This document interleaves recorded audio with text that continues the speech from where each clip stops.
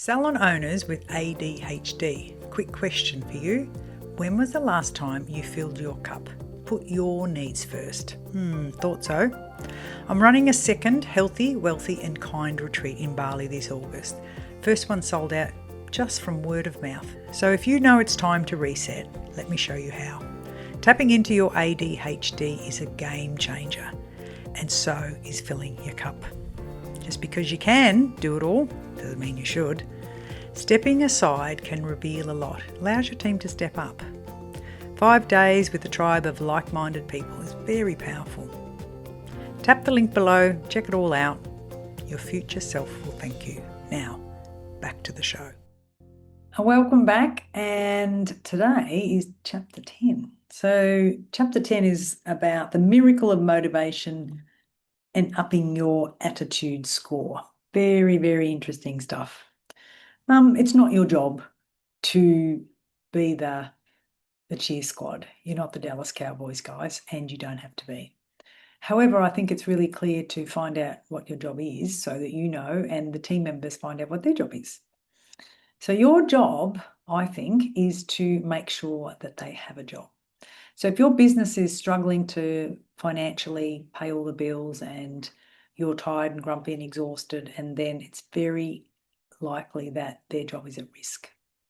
If you're hogging the ball and doing all the clients and the clients don't want them, then their job is at risk. So I think as a leader, your number one job is to make sure that you are creating leaders. And if you keep hogging the ball and doing all the difficult clients and you're not training them to do what you do, then your business is at risk, right? Because you're going to burn out. And I say to people all the time, you need batteries and strategy.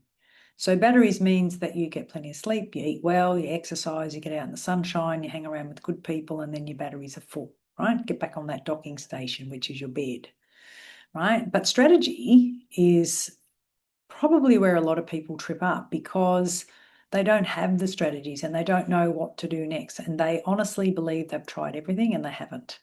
So one of the things that I like to gift people is you can come and have a look at my portal and all the videos in there and the downloads and everything, because it's huge, right? And one of the problems is if you think, how am I going to teach this person how to retail? How am I going to teach this person how to rebook? Like, that is huge. But when you go, that's amazing, and you watch it, you download the video, I've taken away 3/4 of your work. Now we've just got to get you to speak up and be open and confident, right?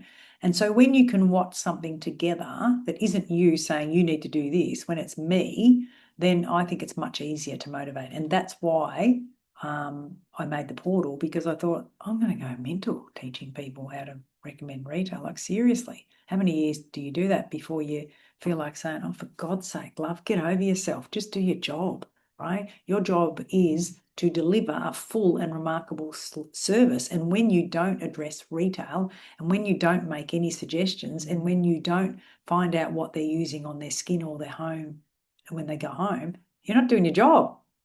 But you can't talk to people like that because it's not very nice, it's not encouraging, and it doesn't work. Trust me, I've tried it. Do your job, dickhead. Doesn't work, right? So what we've got to do is we have to accept that a fair part of what we do is energizing and motivating people. But here's the thing. It's not your job to do that constantly and over again. They should also be motivating you and their other team members. Like, it's just not fair. And I say to people, I'll accept 50-50. I'll also accept 49 and 51. And I'll also accept 51 and 49. But if you're the salon owner who's going, oh, this is going to be really good, let's do this, rah, rah, rah, and you're 80% and they're dreary and almost dead in the corner at a 20%, that doesn't work, right? That does not work. So you have to look at it, and you look at that team member, and you need to do an analysis on each team member and say, how much am I dragging them over the line? And if it's a lot, stop it, because you're never going to get anywhere. Right? So one of the things I think is really powerful is when I start working with someone, I get them to have a big conversation with every team member and saying, this is where I'm going, right? And I was really excited about, are you coming with me or not? And let them go if they don't want to, or bring them with you.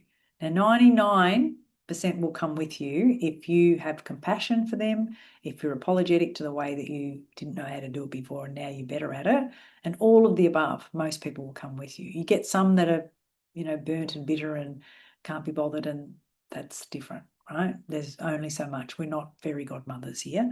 So I think that you really have to understand that your role is to be the person that they'd love to be. They need to look up to you and go, mate, if I could be like her when I grow up, that'd be so cool.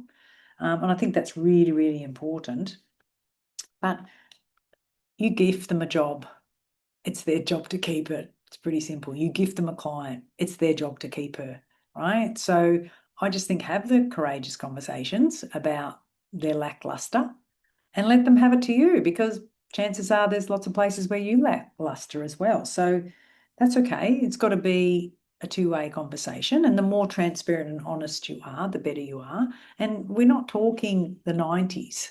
It's really different now. The people we're working with have been often raised by, if not a single parent, by parents who gave them more autonomy than I had when I grew up, was seen and not heard. But it's really different now. And these kids want to get involved, right? And not all of them, I can tell you, but those who do, do. And if you want to be the person who can pay your team member more, your teams have to perform. It's pretty simple, really. But when you are chasing, make a retail sale so we can make some money, it doesn't work. You'll never get anywhere with that attitude. But when you lead with a full and remarkable solution, as in the client should have a discussion around when she would need another service, because if she dies, she doesn't. But other than that, they do. So there's no point having one peel. Like, why is one peel any good? 10 would be much better, right? So let's map out how often we're going to have them and the one we need and why we need it. And then what do we need when you get home? Like, what products will make this peel last and get the best? And it's not Ponds from the supermarket, love, right? So if you're letting a client leave without the right recommendation, then that's like saying, well, go and get something from the supermarket. Go and get yourself some Pantene or some Fructus or some Ponds or some Nivea. Like, you just wouldn't use it on your skin or hair, so don't let them do it. And people say, oh, they've got no money. I think rubbish. You haven't showed your value. Because when you really do your job and you really care and you forget about what it costs and you forget about, and some people won't buy it from you, and that's okay. But it's not okay for you not to do your job, right? So it's pretty simple, really, that you've got to be honest. There's a balance where you've got to say, I'm not putting up with this anymore. This lackluster, I can't do it, I'm a scaredy cat. That's all about the client. It's all about the team member. It's got nothing to do with the client. So they don't want to do their job for fear of feeling salesy or fear of this or fear of that. Well, I don't want to do anything that's salesy. But I also think I need to tell the truth. And the truth is, if your clients are not leaving with a product or a discussion about a product or a sample of a product or a recommendation of a product, you're not doing your job. And that is not a full and remarkable solution. And that's why you'll be stressed over money, because you're chasing money, and nobody makes any money chasing money. Just do your job. Just look inwards to see what is it you need to learn. And you know what? You can't say to people, just sell retail. You can't. You have to say, make it really small and set them up to win by saying, for the whole month, we're just going to tell every client about the sunscreens we offer and what the differences are, and offer them a sample. And you'll be shocked, because people go, if you want me to have it, I'll just have it. How much is it?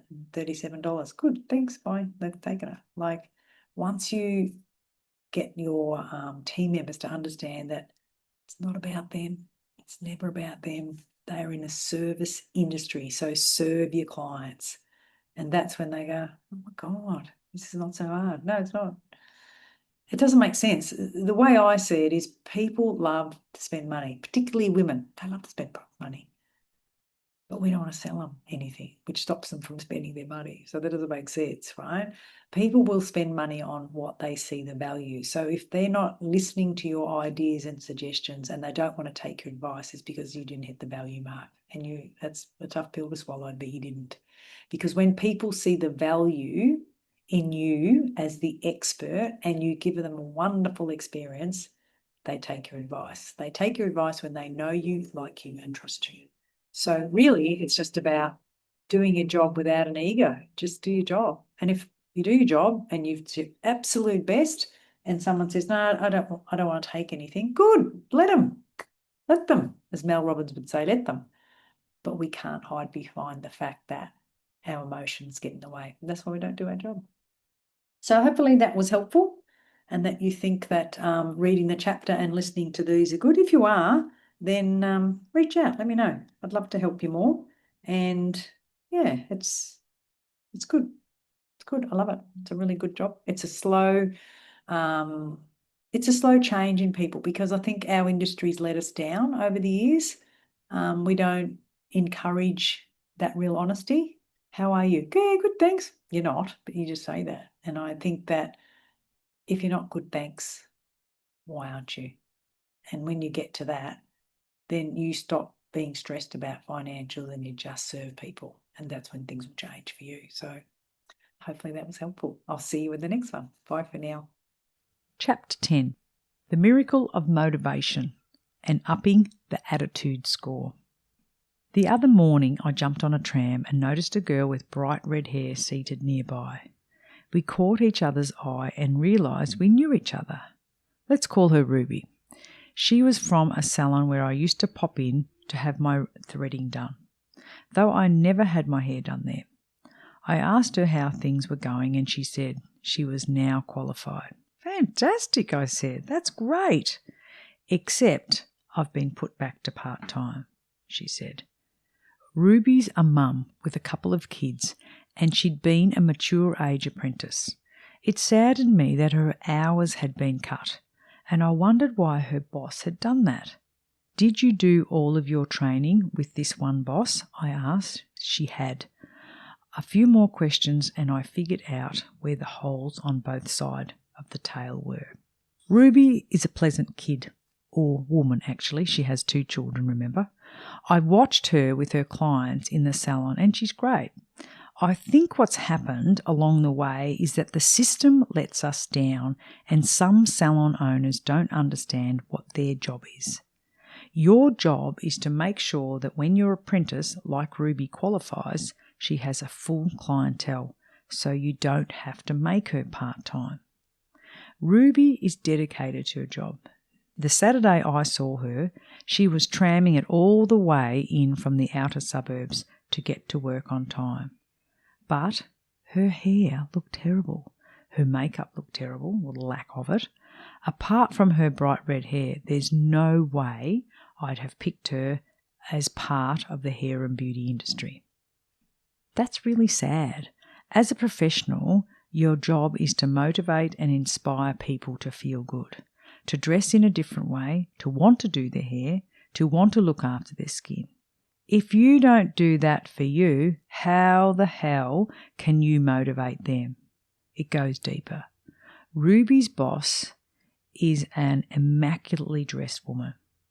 She should have motivated Ruby along the way, helping her understand that her presentation is super important. But equally so, when I've been in there in her salon waiting for my service with the threader, I've seen Ruby covering for her boss because she's late. Running into Ruby got me thinking about how critical team motivation is in our industry. How much motivating of your team should you do? I measure it for you to make it easier. But I'll bet you one thing, you definitely should be doing more motivating than you are now. Twice as much as you are now. An absolute truckload. In fact, a truckload with a trailer as well. Not understanding that your role is to motivate is one of the biggest mistakes that salon owners make. Every single one of them make this same mistake. I motivate you, you motivate your team motivates your clients. It simply rolls down the hill. You wouldn't expect your clients to come in and motivate your staff, would you? And you certainly wouldn't expect your staff to show up at work to motivate you. That's just backwards. You have to keep finding ways to praise people for the little things they do. Don't tell me it's impossible. There's always something to praise or someone to compliment. You can thank someone for always looking their best when they come to work for you, always being at work on time and ready for action. In the past, we've caught people doing things we don't like and we complain. Yet when we see them doing something good, we often just take that for granted. You need to flip that approach on its head and start praising more. Some of you might be thinking, oh, that's what you pay them for. True, it is. You do. But imagine if you applied the same thinking in a marriage or relationship. Why do I have to say I love her? She knows I love her. I told her already. Do you have to keep telling her? That's why you married her? Clearly, she has a memory problem. Funny as it is, it's no different in the workplace. It's the same. It's exactly the same in the salon. Everybody wants and even needs to feel valued. Everybody wants to feel important. If that means you're telling them the blatantly obvious, then that's what you do. Try it. You'll be absolutely delighted. You will be surprised. You're reading this book because you're looking for some tips, some tricks, some answers as to why your team is average, why they're running hot and cold. You can prize them out of the average box and into the oh my God, they are awesome box by motivating them, then praising them again. Keep motivating them by your sheer presence and energy. Trust me, praising and believing in someone that they can do great things will make an enormous difference to their belief in themselves and, in return, to their attitude and professional performance in your salon. +2, upping an attitude score by 2 points. You know those blow-up clowns that are weighted in the base, and no matter how hard you push them away, the little smart asses keep coming back right at you. You go bang and they come back. You go bang and they come back. Your team members with crappy attitudes are just the same. You know, one bad comment away and they come right back at you with another. It doesn't matter how hard you work at pushing away that bad attitude, it comes right back at you. And it's exhausting. First, you need to know what I mean by an attitude score. When I start coaching with a salon, I need to get a sense of the team that I'll be working with. One of the quickest ways is to ask the salon owner to score each team member out of 10 according to their attitude towards the business and in life in general.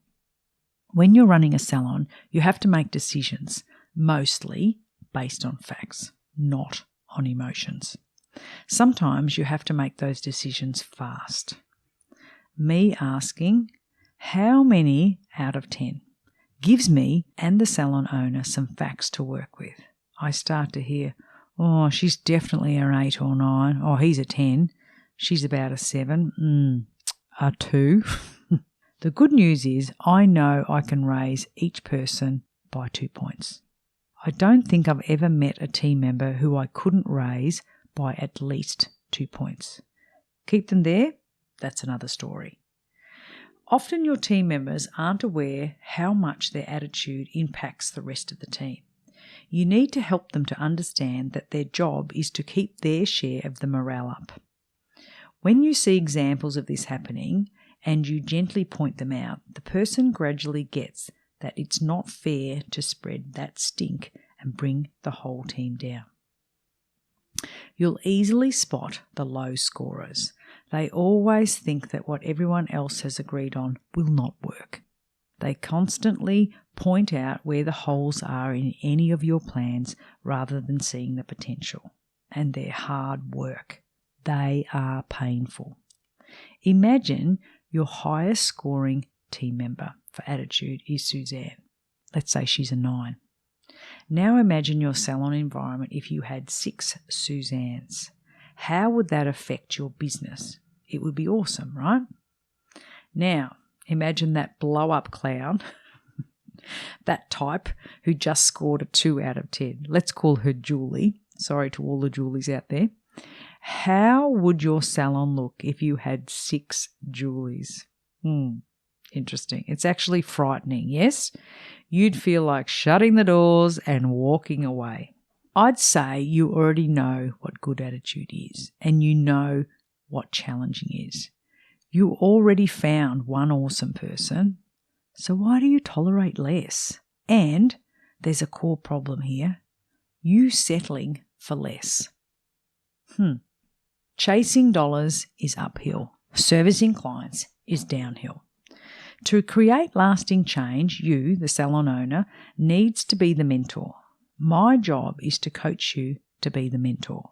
Your job is to raise the standard across the board and constantly want to take your team to the next level.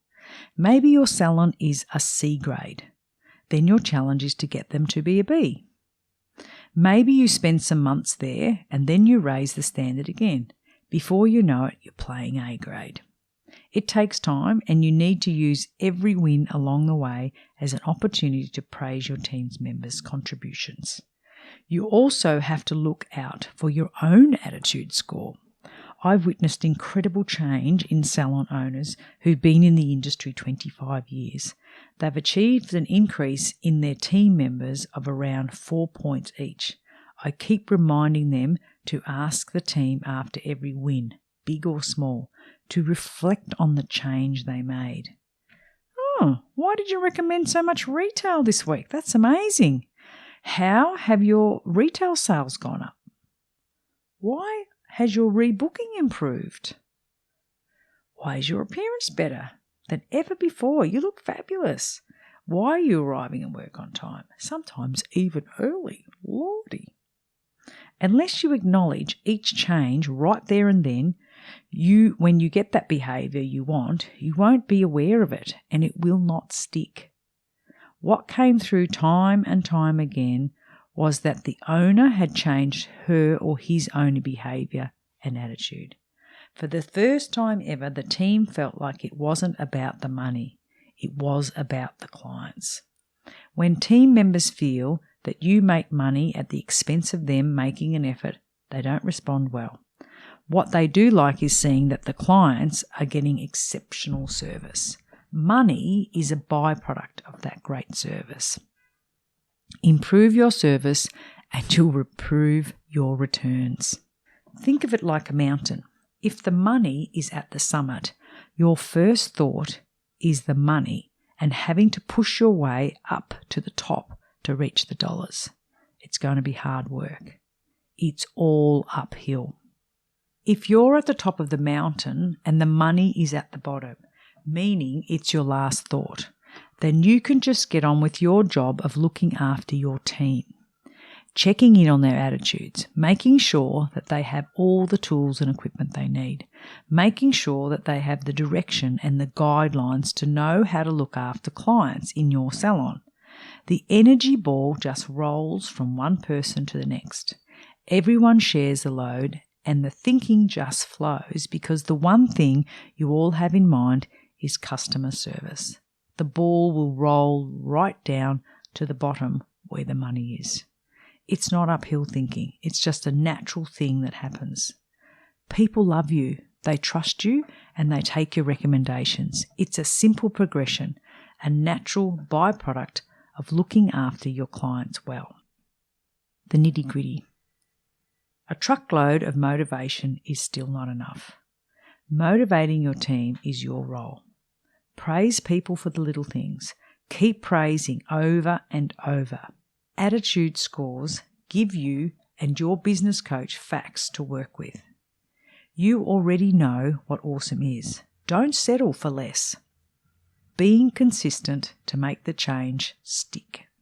Money is a byproduct of great service, and great service is all about attitude. I hope you enjoyed that conversation and had a laugh along the way. If you want some more information on what was just discussed, or even just to connect with me, just check out the links in the show notes. Also, it would mean the world to me if you would like and share this podcast so that we can continue to grow together. I'll see you all next week.